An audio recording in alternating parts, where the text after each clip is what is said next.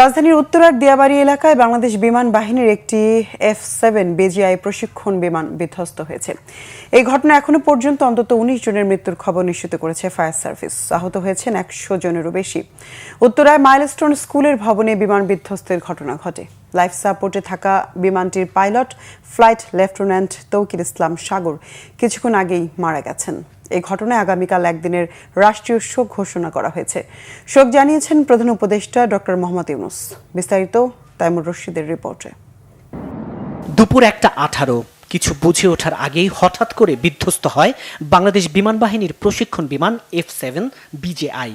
আগুন ধরে যায় উত্তরার মাইলস্টোন স্কুল অ্যান্ড কলেজের ক্যান্টিন ভবনে।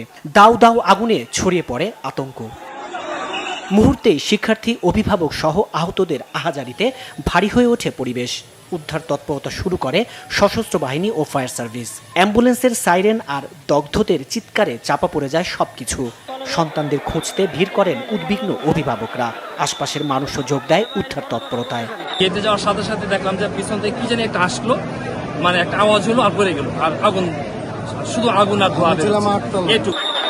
আইএসপিআর জানায় দুপুর 1:06 উড্ডয়ন করে বিমান বাহিনীর প্রশিক্ষণ বিমানটি। পাইলট ছিলেন ফ্লাইট লেফটেন্যান্ট তৌকির ইসলাম সাগর। দুর্ঘটনার পরপরই ঘটনাস্থলে পৌঁছেন স্বরাষ্ট্র উপদেষ্টা জাহাঙ্গীর আলম চৌধুরী ও সেনাবাহিনীর প্রধান জেনারেল ওয়াকারুজ্জামান। ঘটনাস্থলে যান বিভিন্ন রাজনৈতিক দলের নেতারাও। ভিতরে এখনো ঢোকা যাচ্ছে না অনেক মানুষের কারণে। যে ভবনের বিধ্বস্ত হয়েছে আমাদের বাচ্চাদের ক্লাস ইংলিশ ভার্সনের, যে ক্লাস 6-8 পর্যন্ত। আহতদের বিমান বাহিনীর হেলিকপ্টারে করে সম্মিলিত সামরিক হাসপাতাল CMH-এ নেওয়া হয়, পাঠানো হয় আশপাশের হাসপাতালগুলোতে। এদিকে বিমান বিধ্বস্তের ঘটনায় মঙ্গলবার একদিনের রাষ্ট্রীয় শোক ঘোষণা করা হয়েছে। তাইমুর রশিদ, বাংলা ভিশন, ঢাকা।